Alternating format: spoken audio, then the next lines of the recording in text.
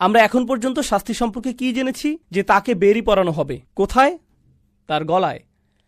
আল্লাহ কি বলছেন? যে সে নিজে অন্তরে সত্য জানে। তিনি এই ইঙ্গিত দিয়েছেন যে সে ইতিমধ্যেই জানে কি সত্যটা।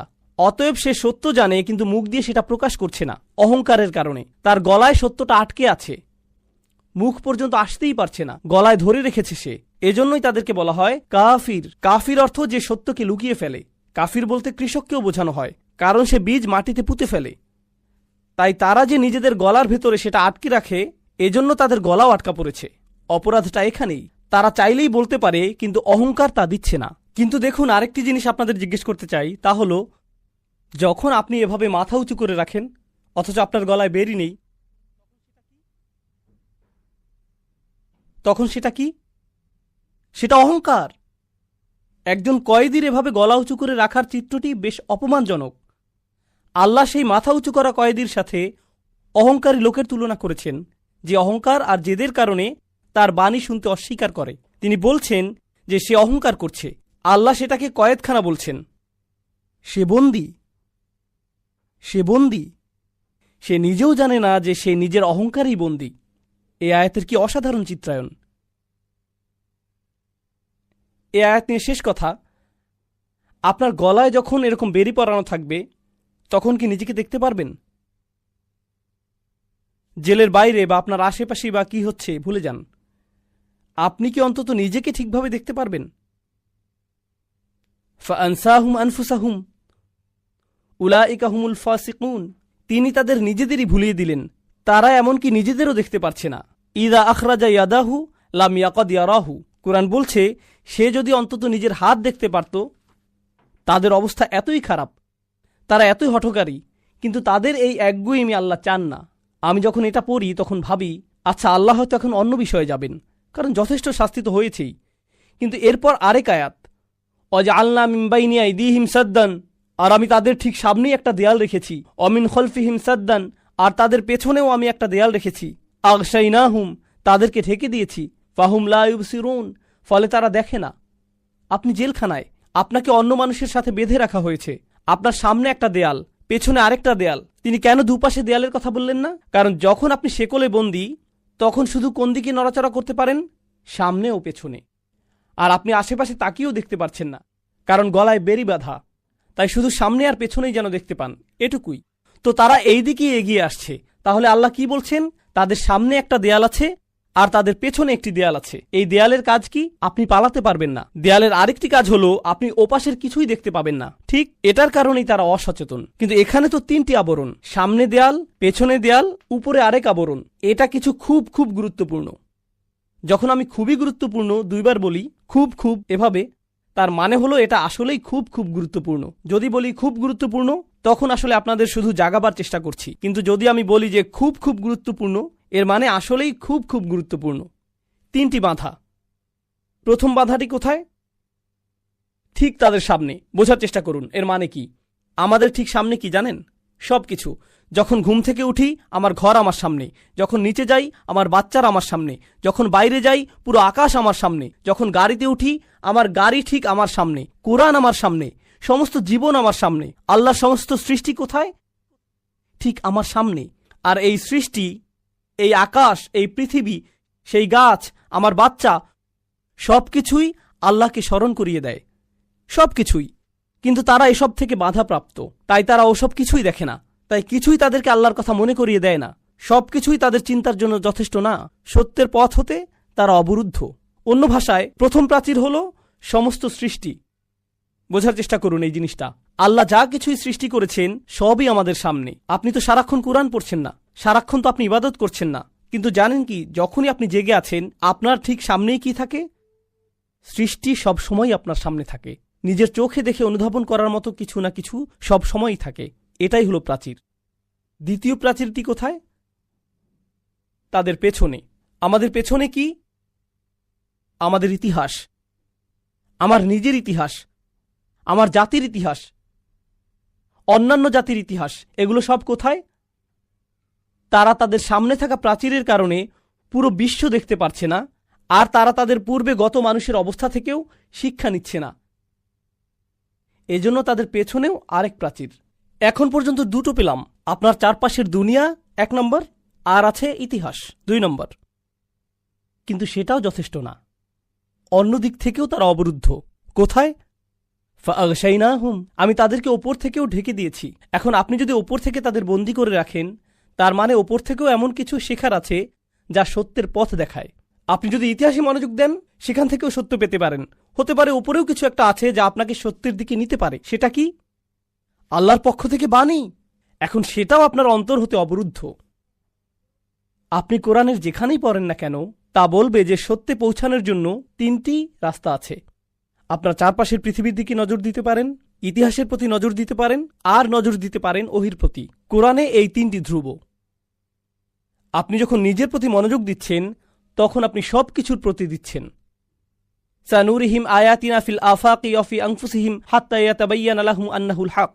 আপনার চারপাশের পৃথিবীটাই সত্যে পৌঁছানোর প্রথম ধাপ, ইতিহাস। আর যারা ইতিহাস নিয়ে চিন্তা করতে পারে, তারাও সত্যে পৌঁছাতে পারে। আর সত্যে পৌঁছানোর সবচাইতে শক্তিশালী পথটি অবশ্যই সেটা যা ওপর থেকে আসে। অথচ এই মানুষগুলো পুরোপুরি অবরুদ্ধ। তাই ওহি তো দূরে থাক, তারা তো এই বাণী শুনছেই না।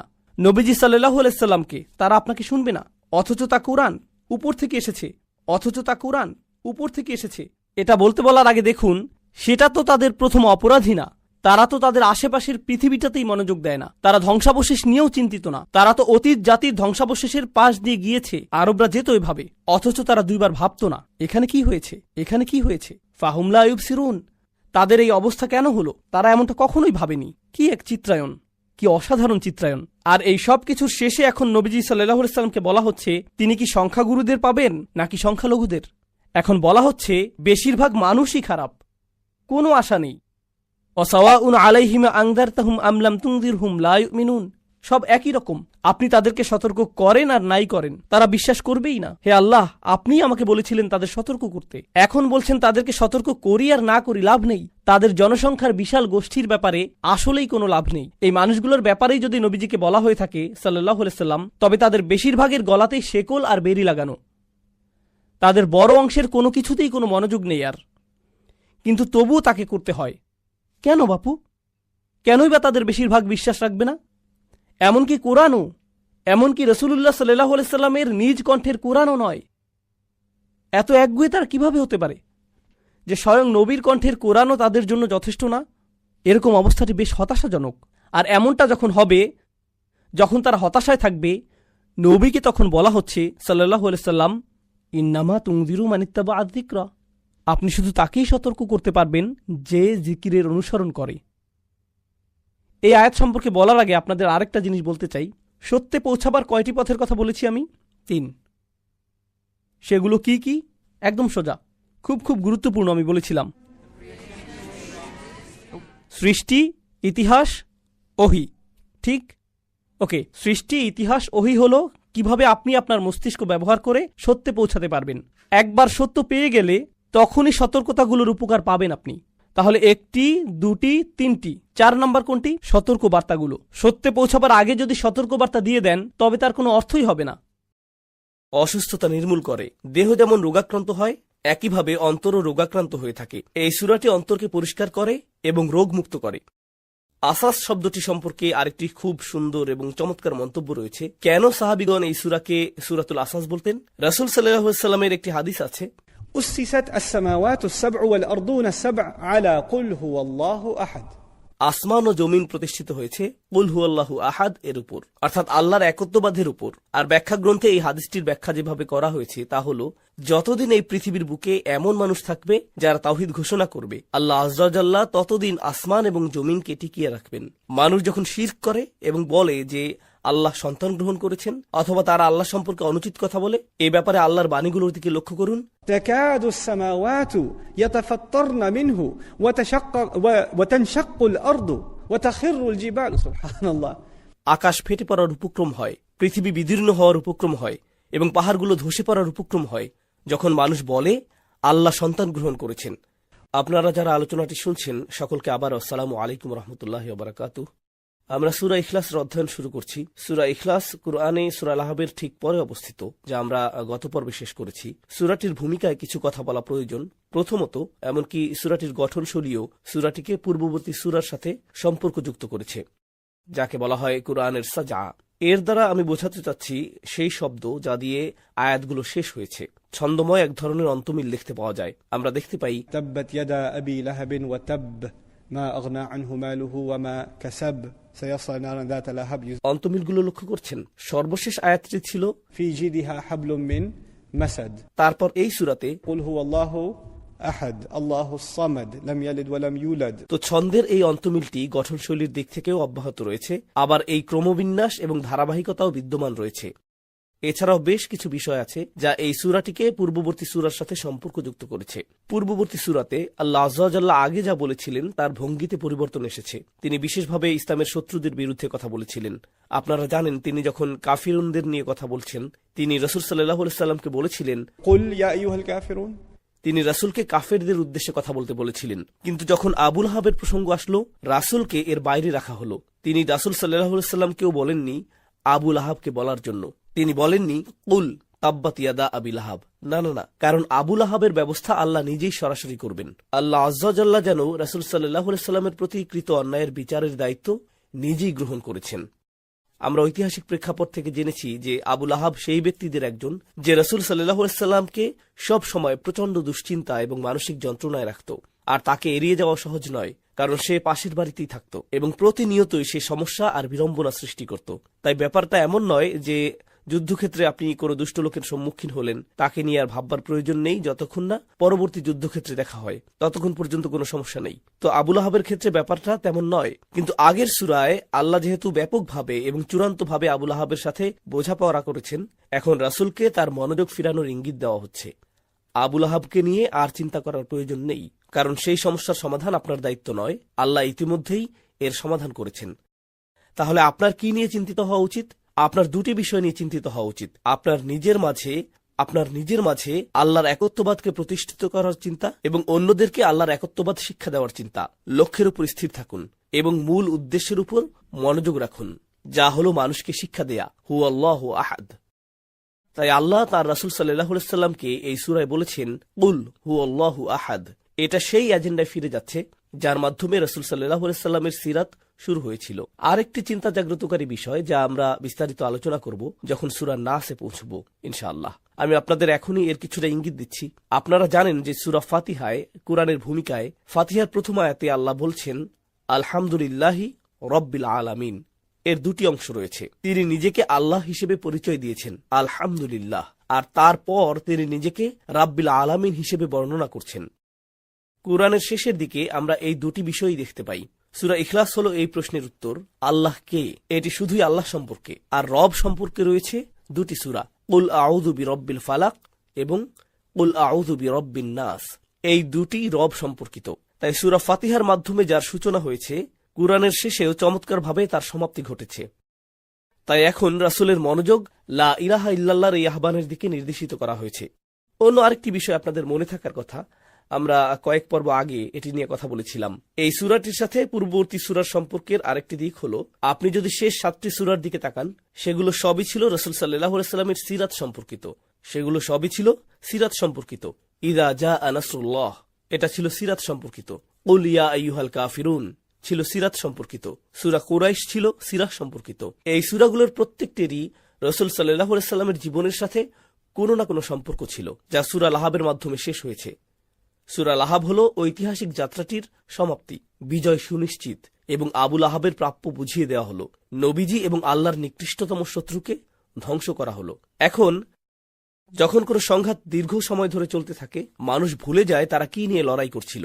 নবীজি এবং কুরাইশদের মধ্যে যে সংঘাত চলছিল তা দীর্ঘ সময় ধরে চলছে। তাই একটি সংঘাতে যখন বিজয় নিশ্চিত হয়, এটা স্মরণে রাখা গুরুত্বপূর্ণ যে আপনি কি নিয়ে লড়াই শুরু করেছিলেন, সংঘাতের এজেন্ডা কি ছিল, এই যুদ্ধ শুরু করার কারণ কি ছিল। এটা জমির জন্য ছিল না, এটা ক্ষমতার জন্য ছিল না, এটা ভূখণ্ডের জন্য ছিল না। এর একমাত্র কারণ ছিল ইব্রাহিম আলাইহিস সালামের রেখে যাওয়া আদর্শকে অব্যাহত রাখা এবং তার বাস্তবায়ন। আর তা হল তাওহীদ, ইখলাস, আন্তরিকতা। তাই আমরা সূরা ইখলাসে সেই এজেন্ডাতেই ফিরে এসেছি। তো অন্য আরেকটি বিষয়, এটি আরো সূক্ষ্ম বিষয় কিন্তু অনেক বেশি মনোযোগের দাবি রাখে। আপনারা জানেন রাসূল সাল্লাল্লাহু আলাইহি সাল্লামের সুন্নত অনুযায়ী কখনো কখনো তিনি নামাজ আদায়ের সময় দুটি সূরাকে পরপর 2 রাকাতে পাঠ করতেন। উদাহরণস্বরূপ তিনি অনেক সময় সুন্নত নামাজে সূরা আলা এবং গাশিয়াকে পরপর 2 রাকাতে পাঠ করতেন। একইভাবে তিনি এমন 2টি সূরা নিতেন যা পাশাপাশি অবস্থিত, যেমন ফালাক এবং নাস। তিনি এই সূরাগুলোর একটি 1 রাকাতে, অন্যটি পরবর্তী রাকাতে তিলাওয়াত করতেন। এবং সাধারণত তিনি যেই সূরাগুলিকে জোড়াবদ্ধভাবে পড়তেন, কোরআনেও আপনি সেগুলোকে জোড়াবদ্ধ অবস্থায় পাবেন। আপনি কোরআনে সেগুলোকে পাশাপাশি পাবেন এবং রাসূল সাল্লাল্লাহু আলাইহি ওয়াসাল্লামকেও নামাজে সেগুলো পরপর তিলাওয়াত করতে দেখবেন। এটা যুক্তিসঙ্গত। তিনি নামাজে সেগুলো জোড়াবদ্ধ করেছেন, কারণ আল্লাহ কোরআনেও সেগুলোকে জোড়াবদ্ধ করেছেন। কিন্তু রাসূল সাল্লাল্লাহু আলাইহি সাল্লামের একটি অনন্য সুন্নত রয়েছে, যেটি প্রায় প্রতি 2 রাকাত সুন্নত নামাজের ক্ষেত্রেই কোরআনের সবচেয়ে পুনরাবৃত্ত তিলাওয়াত। প্রতিটি ফরজ নামাজের সাথে 2 রাকাত সুন্নত, এমনকি কাবাঘর তাওয়াফের জন্য 2 রাকাত সুন্নতের ক্ষেত্রেও। যখন আপনি উমরাহ অথবা হজ করেন, যখন প্রথমবার কাবাঘরে যান, আপনি যে 2 রাকাত নামাজ পড়েন, সেক্ষেত্রে নবীজি সূরা কাফিরুন এবং সূরা ইখলাস তেলাওয়াত করতেন। প্রথম রাকাতে কাফিরুন, দ্বিতীয় রাকাতে ইখলাস।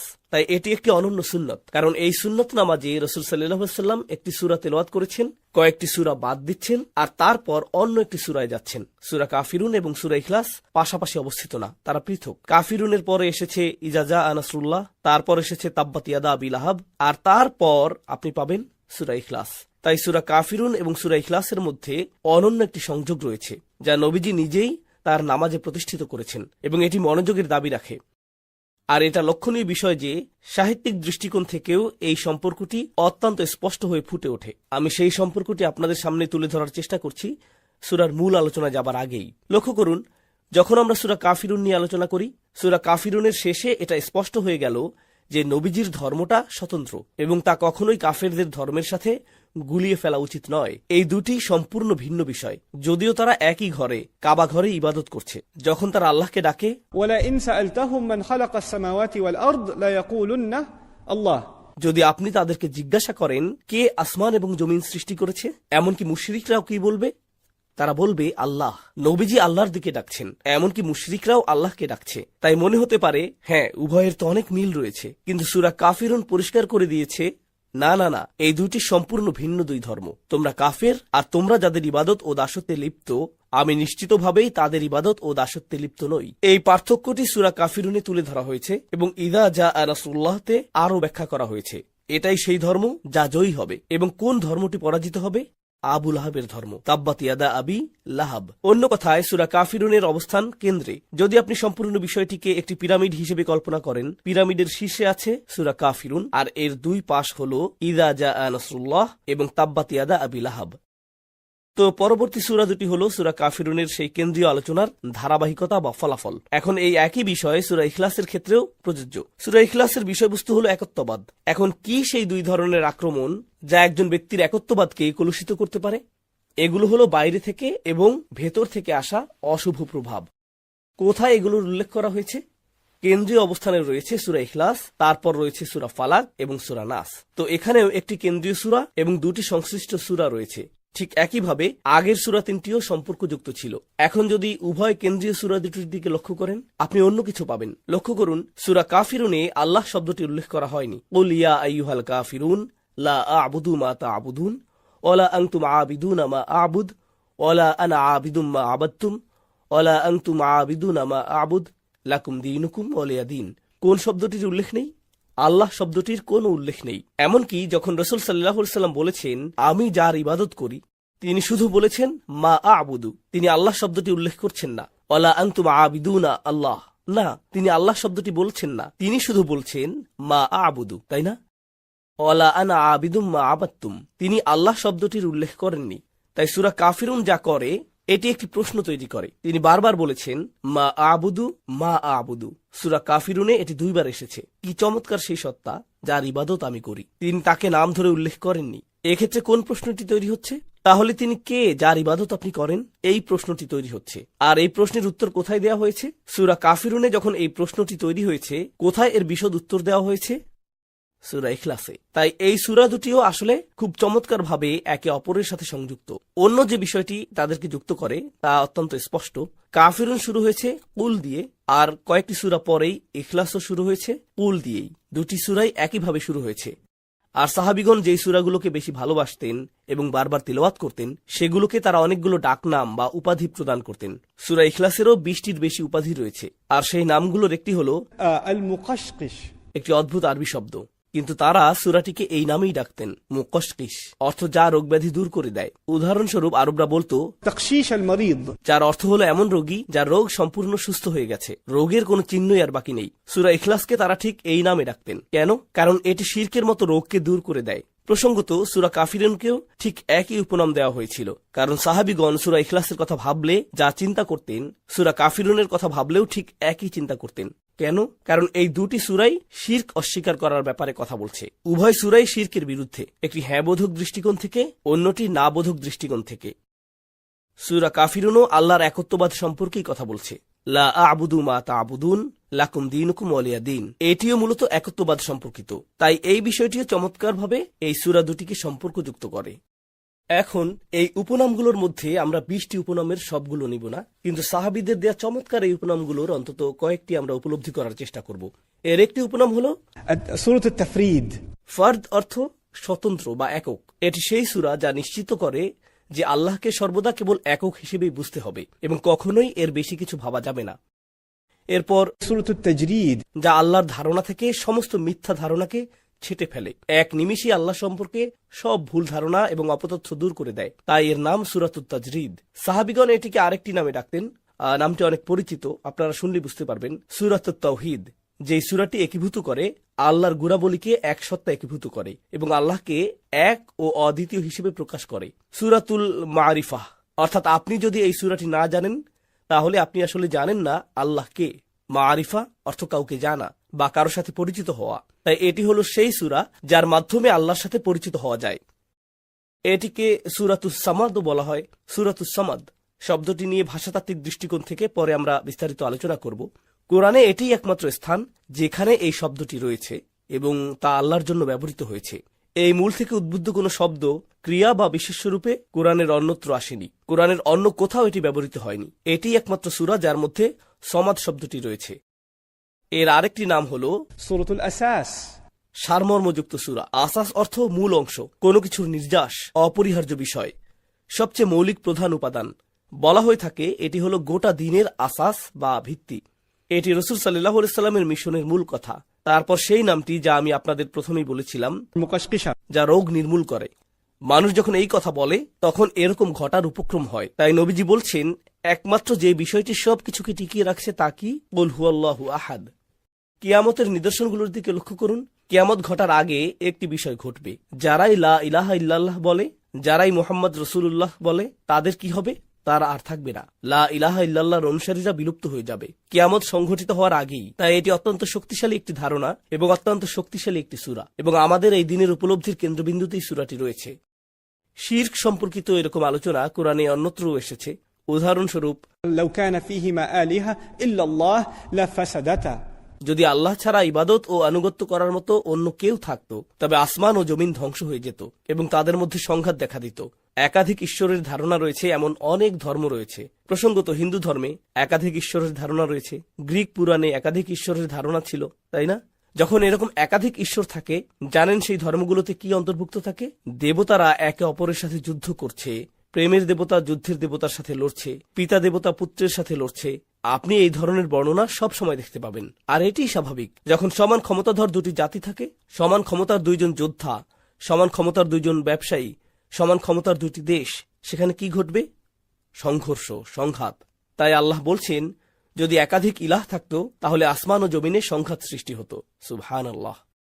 এই সূরাটির অন্যতম সুন্দর নামটিও এসেছে রাসূল সাল্লাল্লাহু আলাইহি ওয়াসাল্লামের হাদিস থেকে। একে বলা হয় সূরাত নূর, আলোকময় সূরা। আপনারা জানেন সূরা নূরে আল্লাহ বলেছেন الله نور السماوات والأرض. এখানে এই হাদিসে فهو المنور للسماوات والأرض. আল্লাহ এবং তার একত্ববাদ হলো তা যা আসমান ও জমিনকে আলোকিত করে, এবং এই সূরা এটি আপনার অন্তরকে আলোকিত করে। সবকিছুর জন্য একটি আলো রয়েছে, আর কোরআনের আলো হলো কুল হুয়াল্লাহু আহাদ, আর এটি আল্লাহ প্রদত্ত এক বিশাল উপহার। একইভাবে রাসূল সাল্লাল্লাহু আলাইহি ওয়াসাল্লাম সূরা বাকারা সম্পর্কে বলতেন সবকিছুর একটি চূড়া আছে, আর কোরআনের চূড়া হলো সূরা বাকারা। কিন্তু কোরআনের আলো কোনটি? তা হলো সূরা ইখলাস। জানেন কেন এটি একটি বিস্ময়কর উপহার? কারণ প্রত্যেক পুরুষ, নারী এবং শিশু সামান্য একটু প্রচেষ্টা চালালেই খুব অল্প পরিশ্রমে এই সূরাটি মুখস্থ করতে পারে। আর এই সূরাটির শক্তি অত্যন্ত প্রবল এবং এর শিক্ষাগুলো অত্যন্ত ব্যাপক। কিন্তু এটি মুখস্থ করতে 20 মিনিট সময় প্রয়োজন এবং এটি বারবার পড়তে খুব কম পরিশ্রমের প্রয়োজন হয়। আমি এখনো সূরাটির ঐতিহাসিক প্রেক্ষাপটে যাইনি, যা আমরা এখন আলোচনা করব ইনশাআল্লাহ। আর তারপর আমরা দেখব সাহাবীগণ কিভাবে সূরাটিকে ভালোবেসেছেন, এই সূরার প্রেমে তারা কতটা মগ্ন ছিলেন, তারা সম্পূর্ণ কোরআনকেই ভালোবাসতেন। কিন্তু রাসূল সাল্লাল্লাহু আলাইহি ওয়াসাল্লামের সাহাবীদের এই সূরাটির সাথে একটি বিশেষ সম্পর্ক ছিল। প্রাচীন তাফসিরকারকদের মধ্যে সূরাটি নাজিলের প্রেক্ষাপট নিয়ে একটা বিতর্ক রয়েছে। অধিকাংশ আলেমগণই একে মাক্কি বলেছেন, কিন্তু কিছু স্বনামধন্য আলেম এমন অনেক অনেক অনেক বর্ণনাও দিয়েছেন যাতে এটিকে মাদানী সূরা বলেও মনে হয়। কেন একে মাক্কি বলা হয়? কারণ আমরা আগেই জেনেছি সৃষ্টিকর্তার সাথে মুশরিকরা কোন নামটি ব্যবহার করত। যদিও তারা শিরক করত, সৃষ্টিকর্তাকে তারা কি নামে ডাকত? আল্লাহ নামেই ডাকত। আর কোরআনেও আল্লাহ নিজের জন্য সেই একই নাম ব্যবহার করেছেন। কিন্তু মুশরিকরা যখন আল্লাহর কথা ভাবত, তারা এমন সব ধারণাকে তার সাথে জুড়ে দিত যা যথোপযুক্ত নয়। আল্লাহ চান না তোমরা তার সম্পর্কে এরকম চিন্তা করো। তাই যখন রাসূল সাল্লাল্লাহু আলাইহি ওয়াসাল্লাম আল্লাহর বর্ণনা দিতেন এবং তার সম্পর্কে কথা বলতেন, তারা বলতো, আমরা তোমার কথা বুঝতে পারছি না, আমরা তো আল্লাহকে বিশ্বাস করি। তাই তারা বলতো, صف لنا ربك তোমার রবের গুণাবলী বর্ণনা করো, আমাদের কাছে তার গুণাবলী বর্ণনা করো। তোমার এই রবকে আমাদেরকে কিছু বর্ণনা দাও। أم من ذهب أم من فضة তিনি কি সোনার তৈরি, তিনি কি রূপার তৈরি? কেন তারা এরকম কথা বলতো? কারণ এগুলো তাদের কাছে মূল্যবান, তাই না? আর তাদের দেবতাদেরকে এই ধরনের মূল্যবান ধাতু এবং মার্বেল পাথর দিয়ে তৈরি করা হতো। তাই তারা বলতো, আমাদেরকে সৃষ্টিকর্তার কিছু গুণাগুণ বলো। তারা মূলত শারীরিক বৈশিষ্ট্যের অনুসন্ধান করত। তারপর তারা বলতো আনসিবহু, কারণ আরবদের জন্য বংশ পরিচয় খুবই গুরুত্বপূর্ণ। তাই তারা বলতো তার বংশ পরিচয় কি। একটি বর্ণনা অনুযায়ী এক মুশরিক রাসূল সাল্লাল্লাহু আলাইহি ওয়াসাল্লামের কাছে এসে বলেছিল, আচ্ছা, আল্লাহ সবকিছুকে সৃষ্টি করেছেন, ফামান খলাকাল্লাহ, তাহলে আল্লাহকে কে সৃষ্টি করেছে? নবীজি রাগান্বিত হলেন, তিনি অসন্তুষ্ট হলেন। হাদিসে এসেছে জিবরাইল আলাইহিস সালাম নবীজিকে শান্ত করলেন এবং তাকে এই সূরাটি প্রদান করলেন, কুল হুয়াল্লাহু আহাদ। অনুরূপ আরেকটি বর্ণনায় একজন ইহুদির উল্লেখ রয়েছে। নবীজির জীবনের মাদানী যুগে ইহুদি সম্প্রদায়ের একজনের উল্লেখ রয়েছে। এ কারণেই কেউ কেউ এটিকে মাদানী বলেছেন। অন্যরা বলেছেন এই সিফলানা রব্বাক, তোমার রবের গুণাবলী বলো, আমাদের কাছে তার বর্ণনা দাও। এই বর্ণনাগুলো মাক্কি যুগের। তাহলে কিভাবে আমরা উভয়টিকে মেলাবো? কিছু আলেম উভয়টিকে মেলানোর চেষ্টা করেছেন এই বলে যে সম্ভবত এটি দুবার নাজিল হয়েছিল, যা অবশ্য অধিকাংশ আলেমদের কাছে গ্রহণযোগ্য হয়নি। অধিকাংশ আলেম এই মত গ্রহণ করেছেন যে এই দুটি বর্ণনাই সঠিক এবং বিশুদ্ধ। আর এগুলো বোঝার উপায় হলো, কখনো কখনো নবীজি একটি সূরা তেলাওয়াত করতেন, আর এটি এমন একটি সূরা যা মক্কার সাহাবীগণ অনেক অনেক অনেকবার শুনেছেন। কিন্তু যখন তিনি মদিনায় গিয়েছেন, এরকম হওয়া সম্ভব যে সেখানকার সকল সাহাবীগণ সম্পূর্ণ কোরআন তখনও শুনেননি। তাই যখন তারা সেই একই সূরাটিকে কোনো প্রশ্নের উত্তর হিসেবে ব্যবহৃত হতে শুনেছেন, তারা ভেবেছেন যে সেই সূরাটি ঠিক সেই সময় নাজিল হয়েছে। এই সূরাটির ক্ষেত্রেও সম্ভবত একই বিষয় ঘটেছিল। এই সূরাটি এই প্রশ্নের উত্তর দেয়, ঠিক যেমন এটি আগের একটি প্রশ্নের উত্তর দিয়েছিল। একই রকম অবস্থা একটি বিখ্যাত বর্ণনাতেও পাওয়া যায়। আপনারা সূরা আলে ইমরানের এই আয়াতটির কথা জানেন, وما محمد إلا رسول قد خلت من قبله الرسل। মুহাম্মদ সাল্লাল্লাহু আলাইহি সাল্লাম একজন রাসূল মাত্র, আর তার আগেও বহু রাসূল গত হয়েছেন। এই আয়াতটি আবু বকর রাদিয়াল্লাহু তাআলা আনহু তিলাওয়াত করেছিলেন রাসূল সাল্লাল্লাহু আলাইহি সাল্লামের ইন্তেকালের পর। ওমর রাদিয়াল্লাহু তাআলা আনহু মানসিকভাবে সম্পূর্ণ ভেঙে পড়েছিলেন। তিনি বললেন, যে বলবে রাসূল মারা গেছেন, আমি তার গর্দান উড়িয়ে দেব। তখন আবু বকর রাদিয়াল্লাহু তাআলা আনহু এই আয়াতটি তিলাওয়াত করলেন, মুহাম্মদ একজন রাসূল মাত্র, তার আগেও বহু রাসূল গত হয়েছেন। আফা ইম্মাতা, যদি তিনি মারা যান, আও কুতিলা, অথবা নিহত হন, انقلبتم على أعقابكم তোমরা কি উল্টো পায়ে পেছনে ফিরে যাবে? ওমর রাদিয়াল্লাহু তাআলা আনহু যখন এই আয়াতটি শুনলেন, জানেন তিনি কি বলেছিলেন? মনে হলো যেন আমি আয়াতটি প্রথমবার শুনলাম। মনে হলো এই সূরাটি এখনই নাজিল হলো, মাত্রই অবতীর্ণ হলো, যদিও সূরাটি আগেই নাজিল হয়েছিল। এটি সেই মুহূর্তে তার সমস্যার সমাধান দিয়েছিল। এভাবেই আমরা মাক্কি এবং মাদানী বর্ণনাগুলো নিয়ে মতপার্থক্যের সমাধান খুঁজতে পারি। এবার এই সূরার প্রতি সাহাবীদের ভালোবাসার প্রসঙ্গে আসা যাক। আয়েশা রাদিয়াল্লাহু তাআলা আনহা থেকে বর্ণিত, أن رسول الله صلى الله عليه وسلم بعث رجلا على سرية فكان يقرأ لأصحابه في صلاتهم فيختم بقل هو الله أحد فلما رجعوا। ঘটনা হলো, নবীজি কিছু সাহাবীকে একটি সামরিক অভিযানে পাঠিয়েছেন, আর তাদের নেতৃত্বে থাকা সাহাবী প্রতি নামাজে ইমামতি করার সময়